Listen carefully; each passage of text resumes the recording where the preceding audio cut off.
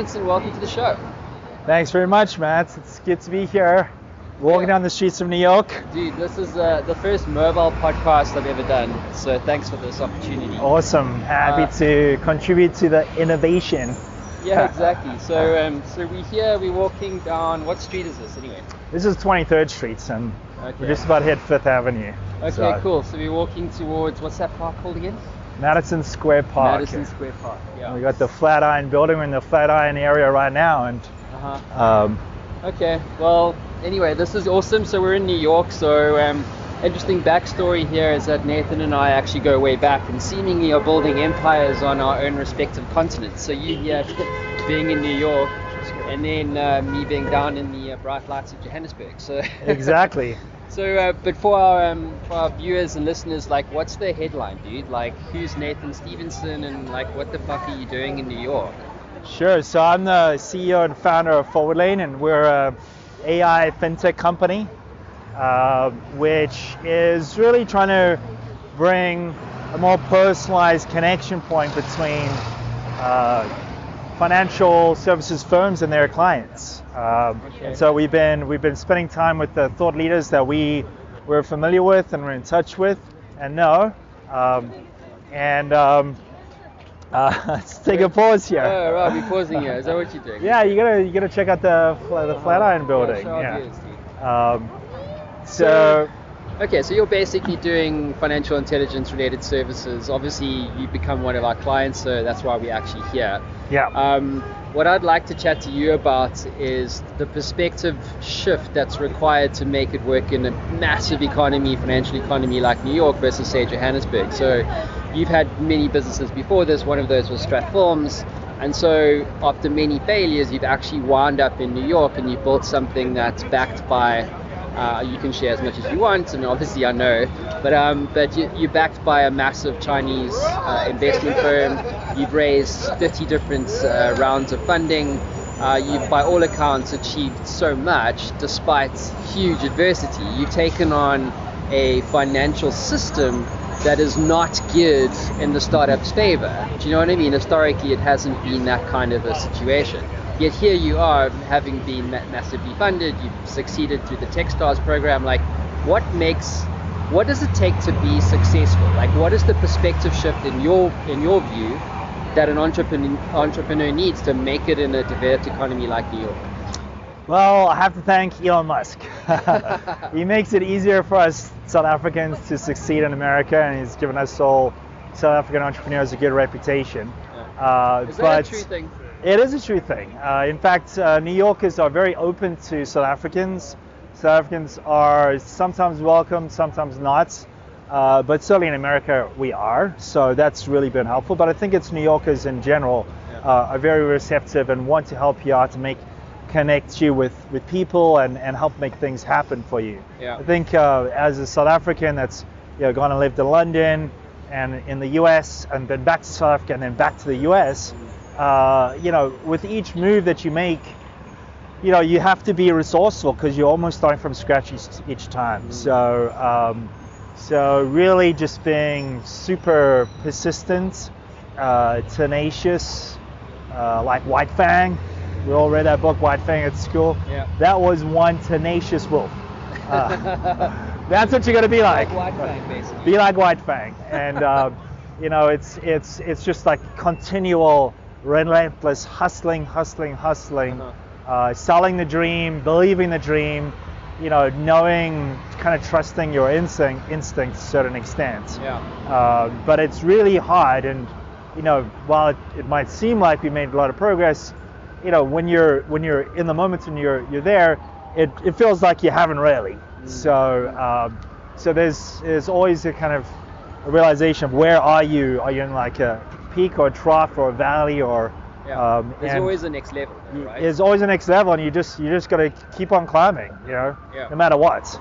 So how much have you raised to date? When you look back, I mean, how long's the journey been now? It's relatively short as well, right? It's been 2.5 years, and so far we've raised $6.3 million of funding from the likes of Thomson Reuters, now Refinitiv, Fosun Group, a very large $100 billion international investment conglomerates, and a number of, exactly about 35 ultra high net worth and high net worth investors. So it's been a long haul, but now we're in the game, and thanks to Matt Brown, he's taking us to the top in terms of marketing for the first world. Yeah, so it's been quite an interesting journey, and what I wanted to kind of just talk to you about is kind of like the perception that a startup needs to create in order to get the attention of corporate institutions. So I find that quite an interesting tension, right? Because there's that old saying that if you want to play with the dogs, don't piss like a puppy. Do you know what I mean?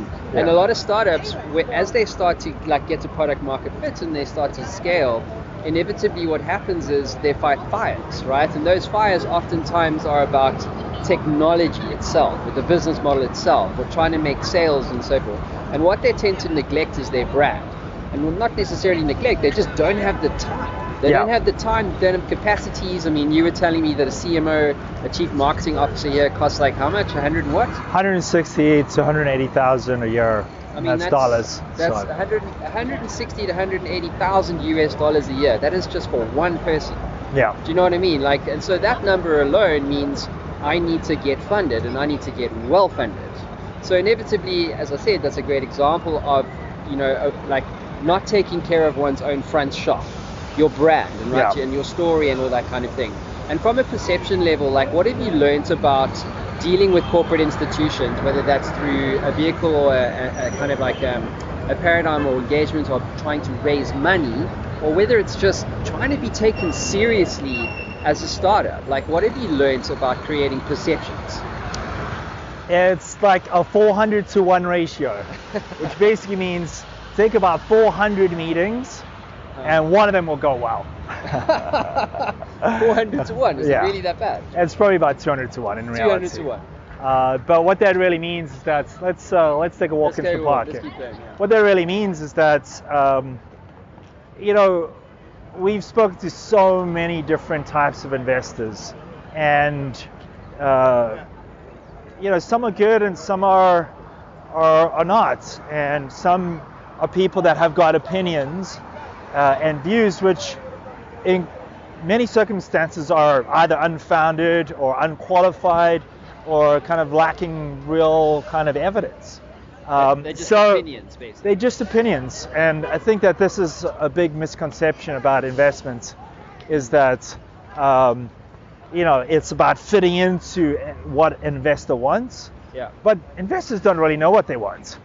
They want to actually look like they're taking risks, but not really take on the risks. Yeah, it's like I've heard Benji Couture runs empty trips, so they're kind of like Airbnb for logistics. So I don't know whether you know. Yes. She says in South Africa VCs don't really venture, but in America you're saying that it's almost like a risk thing. Obviously it's always about risk, but I mean, do you think it's totally different here in America? Do VCs really venture, or we interviewed Mark Rodriguez earlier, you did. Yes. And he reviews 2,000 startups a year. Yeah. And he only made 12 investments? Yes. So do VCs really venture? I mean, this is the big question. It's I think VCs, what they really want is they want to see something that's innovative, that hits a spot or a trend, and try and time it right. But then there's so many unknowns, is this product going to make money? Is the team actually going to deliver on what they promise? How is this going to pan out? And so this is really where the real venture part of venture investing comes in. Yeah. But in reality, what actually happens is they kind of just go to your revenue numbers, they go to your clients, and they say, is this company already making money? Do I trust the clients? Yeah. Do I trust the other investors?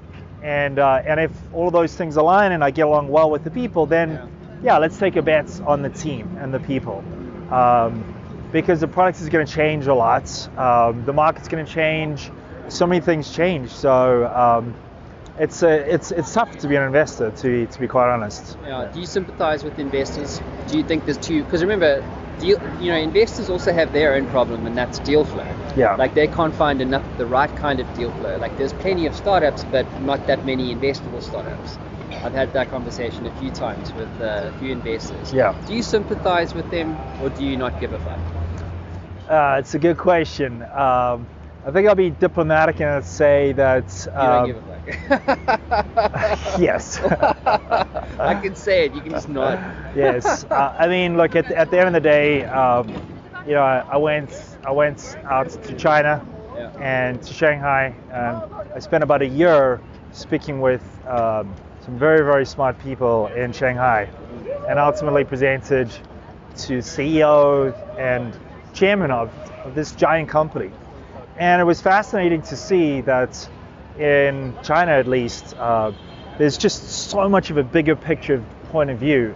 And that was really exciting to me, where you don't have this cookie cutter type mentality where either you fit in this box or you fit in that box. You're in this stage or you're in that stage. And here's my parameters, and you didn't meet this one parameter, but you met all the rest of them. So sorry, you're not a fit for us right now. It's like those conversations to me are tedious, and they don't waste your time, basically. They don't waste your time, and there's just such a big opportunity set and vision. It's seeing beyond what's here and kind of taking that seed and that vision and kind of making a judgment call and getting behind it and really pushing it. I think that's what's really exciting about where we're at. Why did you wind up raising all that, your last series round, Series A? Why did you wind up raising it from China, not in America? Because it would make sense. I mean, you're based in New York, your offices are here, you've won or been graduated or accepted as part of the Barclays Techstars program. There's many reasons for you to have been funded in the economic capital of the free world. Okay? So why on earth did you wind up, in China of all places? Do you know what I'm saying? You spent a year there, building up capital.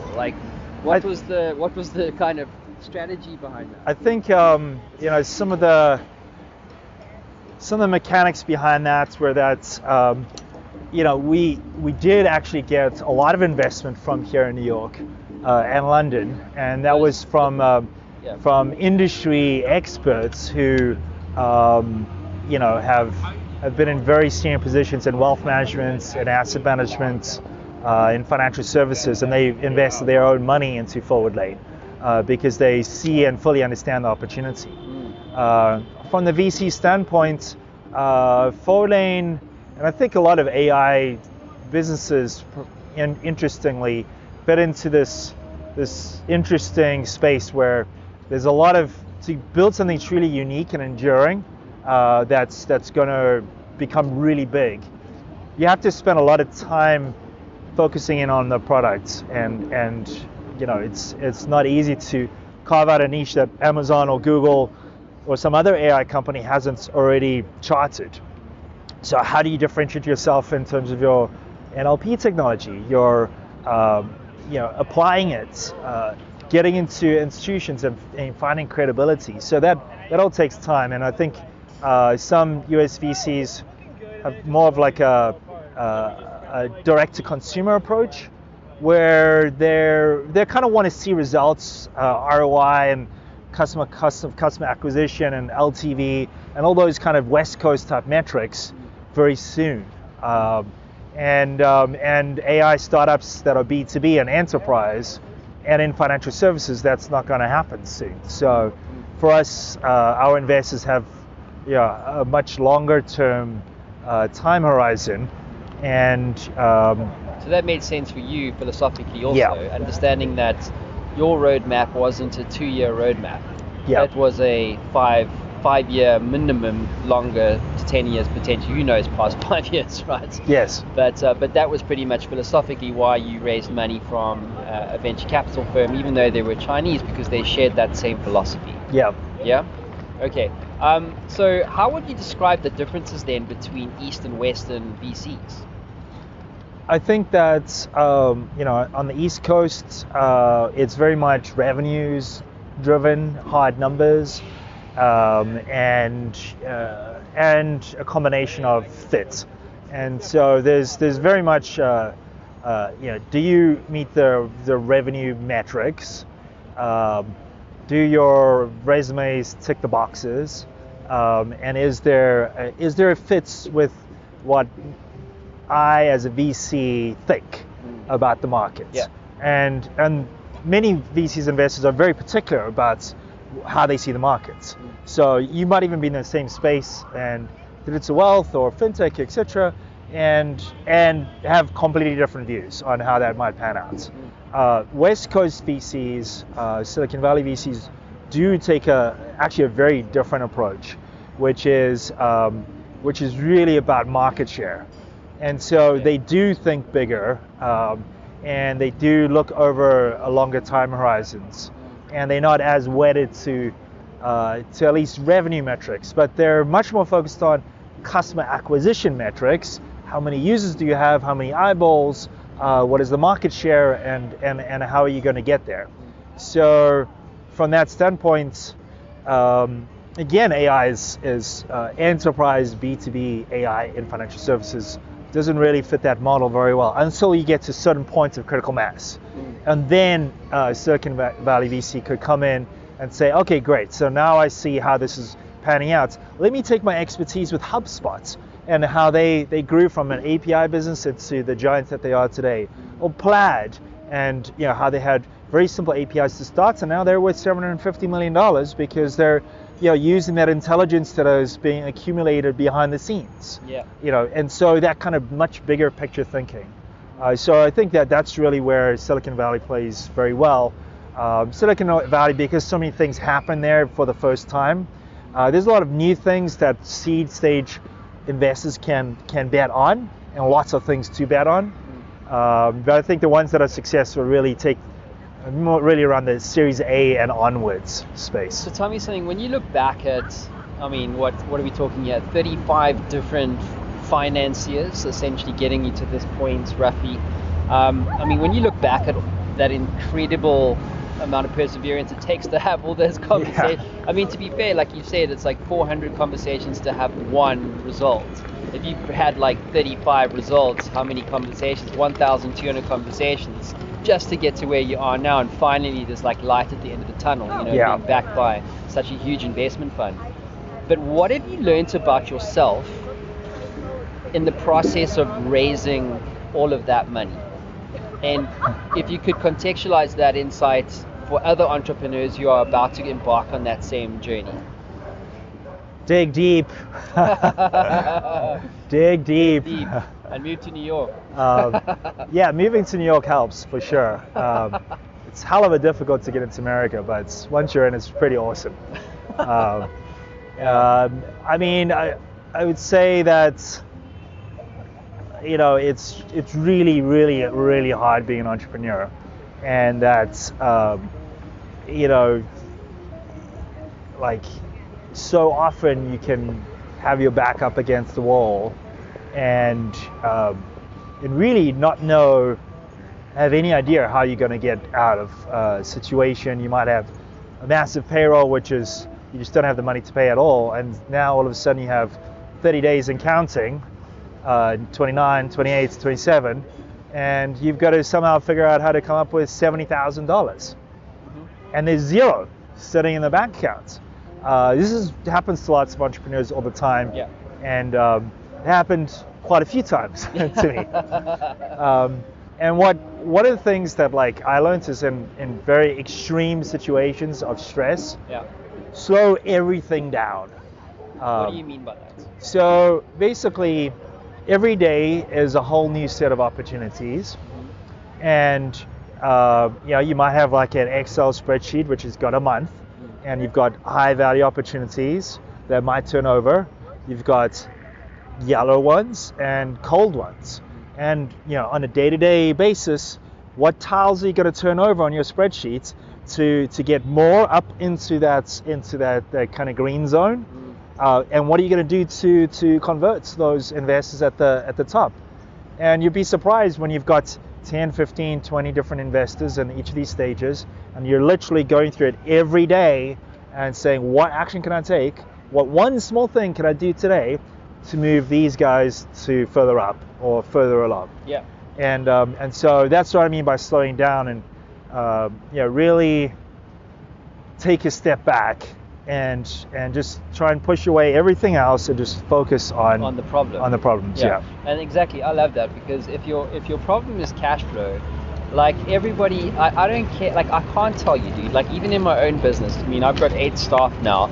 Cash flow is still a problem on any given month. Like you've got your staff being funded, cash flows will become a problem for you. Like big businesses, small businesses, medium businesses, businesses of all kinds have cash flow problems. And the founders, the guys who are at the top and who are accountable, not necessarily responsible and accountable for the team, right? There's always another move.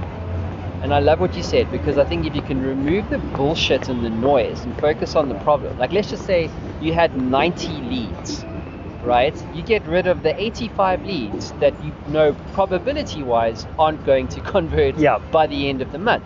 And then you just work those 5 leads to get yourself over the line. Yeah, absolutely. Like my wife Tracy says and said to me in these very hardcore extreme moments, by the way, and you're up all night and like cold sweats, waking up at all hours and sending out emails and things like that. She says you always have options, no matter how hard you think it is. You always have options, always. So that for me was really key. And it might seem like you got no options, but you really always do. Tell me something. Let's take a walk. Yeah. Let's keep walking. Tell me something. What would you regard as your biggest failure over the last sort of 2.5, 3 years? And it could be like, I don't know, a decision or whatever the case is. And then could you describe what that is? And then what did you learn through that process? Sure. So I mean, the biggest failure is the first version of our platform. We built it using a lot of AI, and we built this kind of sophisticated cognitive workstation. But at the end of the day, it did some really cutting edge things. But is that on Watson? It was using Watson as a starting point and plugged into risk analytics, and it allowed you to have a kind of conversation and do really sophisticated risk analytics, in seconds. So that was really amazing. But the problem with it is that we underestimated what it would take to sell a workstation into a bank. Banks didn't necessarily want the whole workstation and wanted bits and pieces of it. So in the end, I'll end up spending millions of dollars to build this product, which we couldn't sell. So what we had to do is rebuild the whole platform from scratch and focusing on just those elements that people actually wanted, and we deliver them as APIs. That's a big lesson here. So don't build workstations, build APIs. I love that though. It's kind of like it's like adopting an agile approach, not just to product development, but understanding that if you're in a B2B2C model or sales engagement, then it's about understanding, well, what's that itch that only your product can scratch, and actually building it around that itch. Right? Yeah. Exactly. And it's tough killing your own baby, so to speak. How does it make you feel? It's kind of a blow to the ego, somewhat, and you feel disappointed and deflated, but there's no time for that. There really isn't. Exactly. There's no time. You have to move on. You just have to suck up your pride and just admit that it didn't work, and just like move on. Really, and so that's part of being an entrepreneur too, is just sucking up your pride and your ego at lots of points in time with your team, with the product, with like things that you may have promised, for example, revenue forecasts. It's better to just be transparent and totally honest about what you can do right now today, and then just like let people know that I'm working on this in the future, or we're researching this, or we're planning on doing this, but we're not doing that right now. This is what we're doing today. This is what we can actually do, and this is what we can't do. And I think too many entrepreneurs tend to overpromise, and as a result, they wind up in trouble. That is such a big deal for me. I think a lot of people front, they like in brand building, like we were talking earlier, like by all means create perceptions that you're a big dog when actually in reality you're a puppy, right? Because that's how you get in the door, right? If you want to sell something to an institution or bank, it's just part of the game. But when it comes to things like technology and product and stuff like that, there's certain things that you can't front, or that you shouldn't front. Sure, you can, but that's probably going to put you in a situation where your reputation is put on the line. Like, for instance, you would have made I'm not saying you did, but I'm saying some entrepreneurs would make a commitment based on the perception that they're creating that they can solve a particular problem when they actually can't. And they're doing that because they need the money. Yeah. Right? Yeah, it's a challenge of going from having an idea to then finding the money to prove that it works, and then actually get from that into revenues. And if you're doing this in an enterprise space, you're selling to big firms, then that's really hard, because whatever you say, they're going to want to see working really well, and you delivering on that. And that's really it's very challenging to do that. Okay. Can we talk scale for a second? Sure. So you've reached product market fit where you're scaling now, especially after raising all that capital. What have you learned about scale? Because I think there's a difference between growth for growth's sake, and then there's scaling up, which is we have cash now to burn and to effectively enable our enterprise to scale exponentially. And technology businesses such as yourselves are far more suited to scale than, say, a restaurant or any of these other bars on Fifth Avenue, do you know what I mean? Or restaurants and sort of lunch cafes and what have you. Yeah. So what have you learned about scale? In other words, scaling your own business, like what insights or lessons can you share with our viewers and listeners about scaling up? I think you've got to be prepared to break a lot of things as you go along. So, when you're hiring like lots of people, like we just hired 10 people in about 3 months, naturally there's going to be some degree of conflict between the people that are already there and the people that come on board. So I think that the values and principles that you have in the company and as a team are very important, because that's what people are going to rally around. So some of the things that I've learned from bigger companies is culture is very, very important. Yeah. And hugely. Getting the alignments with your team members is probably the single most important thing. And that is really challenging, because a lot of management, people-related issues come up as you scale up. Yeah. And so it's like, how can you effectively manage those and mature as a company, and take some of the things that were being done, by one person here in a multiple hats kind of generalist standpoints, to now putting a process behind it, automating it, having one person responsible for it and accountable. So I think these are important things to factor in when you're trying to grow and become bigger. Nathan, just a couple more questions from my side. Sure. What's coming up for you, dude? Because I have had the privilege of being your mate, firstly, and now we're obviously client agency sort of thing. And obviously you're here in New York doing amazing things. Like, what's the future look like for you? Where are you going?